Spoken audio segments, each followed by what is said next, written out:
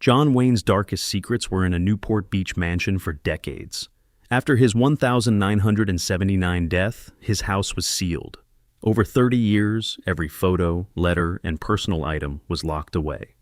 The doors were opened in 2011, and what they found shocked everyone. How the Duke's fortune ended, from record-breaking movie props to a shocking will that tore his family apart. On May 26, 1907, in Winterset, Iowa, Marion Robert Morrison became John Wayne. His unusual birth weight of 13 pounds was noted by the local newspaper. He seemed destined for greatness from the start. He nearly died when he fell into an icy creek at 3 years old.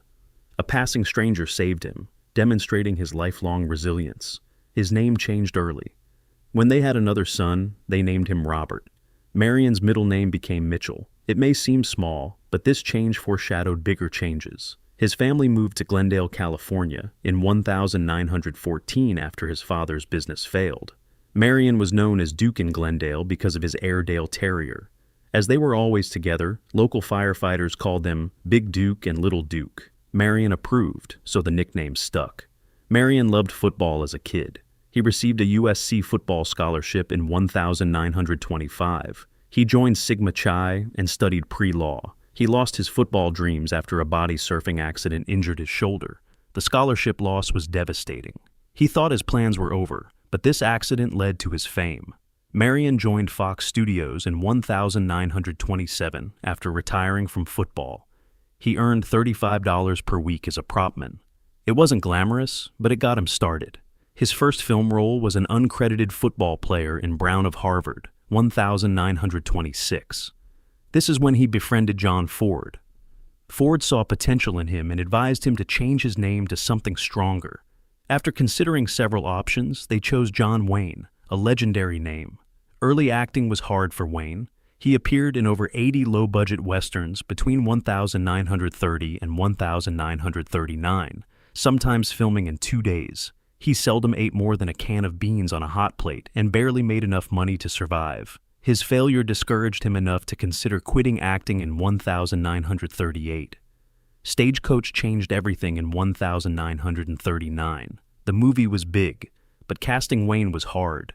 John Ford insisted on Wayne, threatening to quit if the studio didn't agree.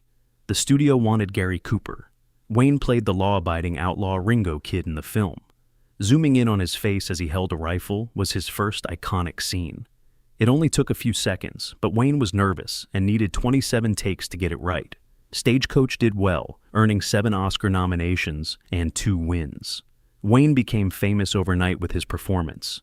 Even though the movie was a hit, he was paid $3,700, far less than famous actors. It changed his life.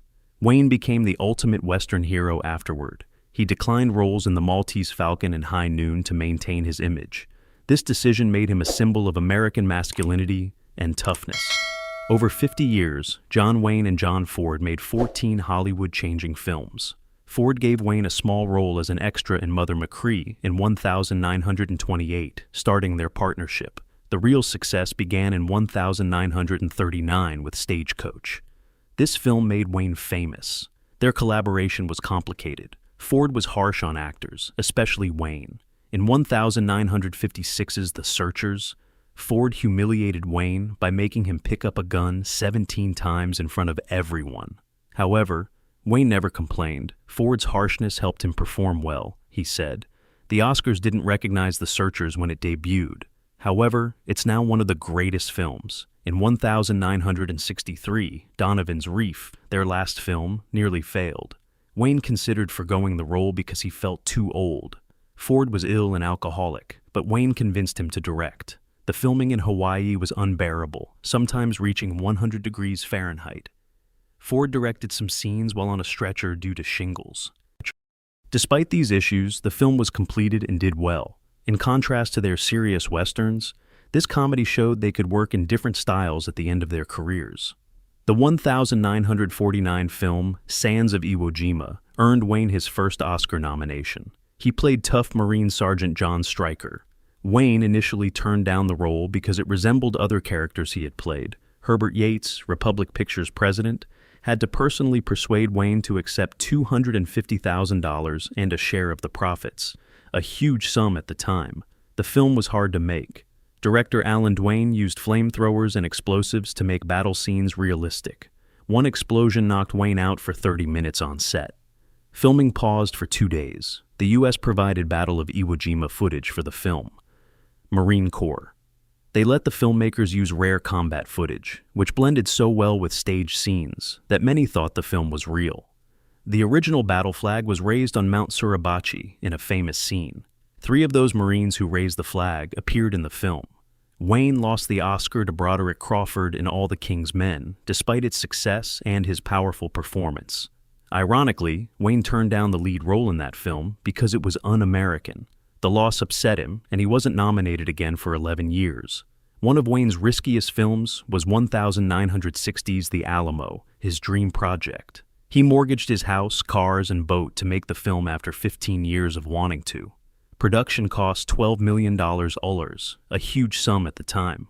Wayne demanded a full-scale replica of the Alamo in Texas, which took 2 years and 1.50 million Adobe bricks. Everything was historically accurate, including 1,830 nails.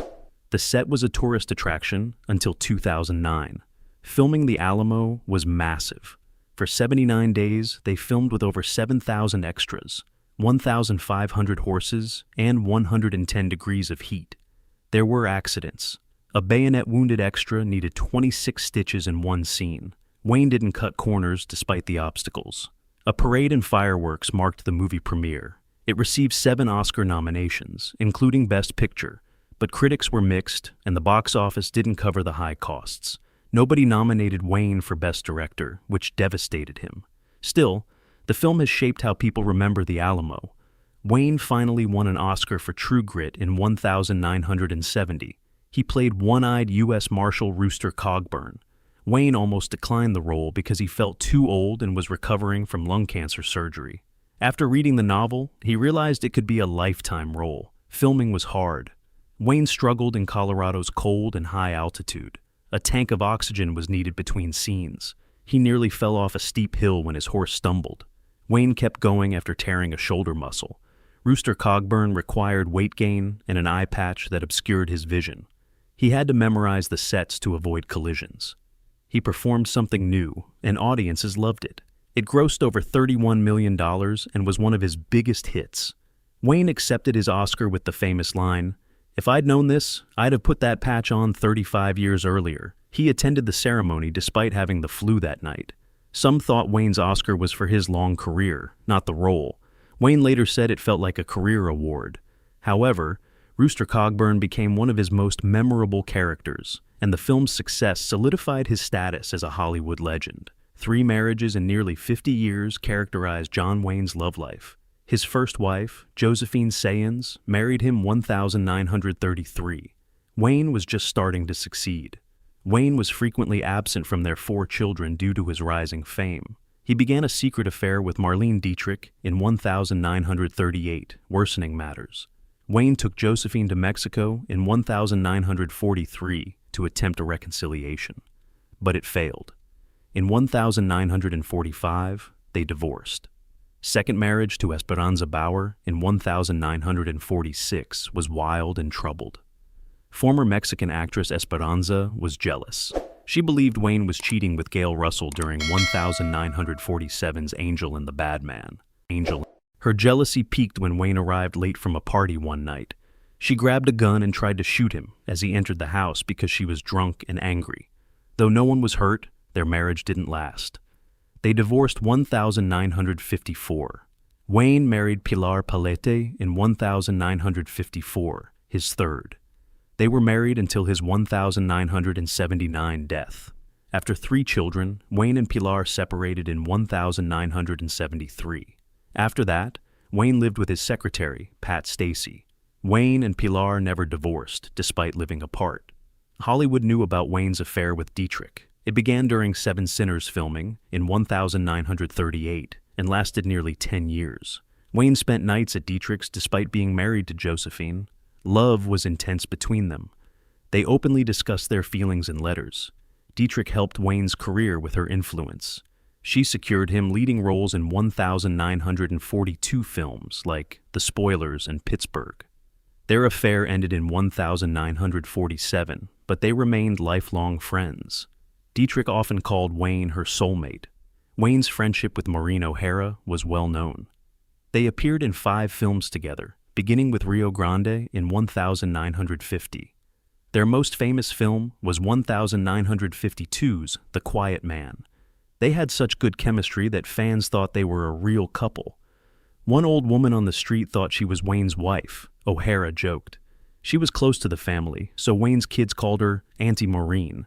After years, O'Hara's grandson admitted that Wayne and O'Hara had a brief romance, but it didn't work because they were too strong-willed. O'Hara supported Wayne until the end. She helped him receive a congressional medal for his legacy while dying of cancer. In his final years, Wayne found comfort in his secretary, Pat Stacy. Pat became his partner and caregiver after Pilar left, younger than Wayne by 34. They had a deep bond. Pat supported him and managed his life during cancer treatments. They lived together from 1973 to Wayne's 1979 death. Pat wrote Duke, a love story, in 1983 after his death. The book detailed their relationship and revealed Wayne's softer, more vulnerable side to fans. Pat never married and lived to honor Wayne. In 1995, she died. John Wayne was 57 when doctors diagnosed him with lung cancer in 1964. Not surprising, but shocking. Wayne smoked as many as 6 packs a day for years. The doctors removed his left lung and 2 ribs to save him. Surgery was risky, with a 50% survival rate. Wayne survived cancer for 5 years. Wayne didn't hide his illness like most people, so he told everyone. Wayne didn't care that his advisors said this could hurt his career. He wanted to promote cancer screenings. He called cancer the Big C to make it less scary. He appeared in an American Cancer Society commercial a year after surgery in 1965. He urged people to fund cancer research and take it seriously. He still had cancer. Wayne was diagnosed with stomach cancer in 1979. Trying an experimental vaccine wasn't enough. Wayne continued to speak out despite his declining health. From his hospital bed, he recorded messages urging cancer research funding. Just weeks before his death, he said, "They might find a cancer cure without your help. But I wouldn't bet my life on it." The Shootist, 1976, was Wayne's last film. It was about an aging gunfighter dying of cancer, and it felt like Wayne's life. His health was poor when he filmed it at 68. He needed oxygen between scenes, but didn't give up on his stunts. He repeatedly fell on a hard floor in one scene. He never griped. The movie was a hit and marked Wayne's departure. He changed the ending to match his strong image. His character was shot in the back in the original. Wayne refused, saying, "I've never shot a man in the back in a film. Change it." Wayne said goodbye in a role that reflected his courage in the $13.40 million film. Wayne died at 72 on June 11, 1979. He died of stomach cancer at UCLA Medical Center after months. Death was a major event for Hollywood and fans. Carter called him a true American hero and bigger than life. Flowers, notes, and cowboy hats were left by thousands of fans outside his hospital and home. People lit candles at his Hollywood Walk of Fame star to remember him. A public memorial was held after Wayne's private funeral so fans could say goodbye. TV viewers numbered in the millions. Though he never served, the U.S. Naval Academy made him an honorary member of their 1979 class. Orange County Airport was renamed John Wayne Airport after his death, demonstrating his popularity. The John Wayne Cancer Foundation was founded in 1985 by Wayne's family to honor him and fight cancer. They wanted his name to represent courage and strength forever. The foundation established the John Wayne Cancer Institute, a leading cancer research center. New cancer treatments, like early detection, have saved many lives. John Wayne's estate was worth $6.85 million in 1979, or $25 million today. He was famous and successful, so this seemed small. He was one of the highest-paid actors of his time, so people expected his fortune to be bigger. This suggests Wayne spent a lot, or was generous with money. Not all of his assets were in the estate. Before his death, he sold Wild Goose, his beloved yacht, for $750,000. This World War II minesweeper yacht was a big part of his life, and its sale raises questions about what he left behind. Wayne loved real estate, and his Newport Beach home was famous. He lived there until his 1979 death, after buying it in 1965. The waterfront house faced Balboa Island. Like Wayne, it was simple on the outside, but luxurious inside. After his death, the house sold for $5.5 million in 1980, a huge price. Wayne owned a 5-acre Encino ranch before moving to Newport Beach. He left the ranch for an easier life by the water at 58. He owned Arizona and Washington properties, demonstrating his love of nature and real estate sense. Since I couldn't afford Newport Beach by then, Wayne joked that moving there years earlier had been smart. After Wayne's 1979 death, his will caused drama. The biggest shock was that he left Pilar Paletti, his third wife, nothing. They separated in 1973, 6 years before his death, after 20 years of marriage. Wayne left most of his estate to his 7 children from his first 2 marriages, even though they didn't divorce. This decision raised questions about their relationship and Paletti's exclusion. The drama continued years later. Isa sued her brother, Ethan, and John Wayne Enterprises in 2010 over her company share. The will gave Wayne's children personal items and memorabilia, which caused tension. These keepsakes exacerbated family disputes, showing how dividing his assets caused long-term issues. John Wayne fans experienced something amazing in 2011. Over 700 of his personal and professional items were auctioned. This big event took place at the Hyatt Century Plaza in Los Angeles on October 6th to 7. Fans and collectors could own his personal and movie memorabilia. Since Wayne died in 1979, many of these items were locked up. All his belongings were stored that day after his house was sealed. After 30 years, it was like opening a time capsule. The auction was diverse. Costumes, props, awards, and his home furniture were there. Some items were special. For instance, his script showed his filmmaking process. The Horse Soldier's script had folded pages for finished scenes. Scripts like Wednesday Morning were neat and perfect, demonstrating his organization. Personal items included books, clothes, and his last driver's license. Even his beloved colorful neckerchiefs sold for $10,755. Items broke records. His 1968 Green Berets costume hat sold for $179,250, a record. Fans loved it because it represented one of his most famous films. His cowboy hat, worn in Big Jake and the Cowboys, was another hit. Sold for $119,500. Wayne's True Grit Golden Globe sold for $143,400 and garnered attention. Due to his only Oscar-winning role, this award was special. Small, everyday items sold for a lot. His last license, Something So Ordinary, sold for $89,625. That was a driver's license record. His True Grit eye patch sold for $47,800. Pants from the Alamo and a movie shirt sold for thousands. Fans feel truly connected to him through these items. The auction revealed his personality as well as his film career. One gift was a gold-plated Winchester rifle for friend Bob Shelton. Wayne's $13,315 sale showed his generosity. His books revealed his interests in history and military strategy. It was surprising to see his seashell collection, which showed his softer side. A John Decker portrait of Wayne was valuable. It sold for $71,700. That Wayne kept this painting at home showed how much he valued it. The auction included family photos, letters, and his furniture. These revealed his private life to fans. Beyond being a Hollywood star, John Wayne was a father, friend, and deeply connected to his family and friends. John Wayne's 1971 Playboy magazine interview sparked outrage, and people still talk about it. His shocking statements revealed his controversial views.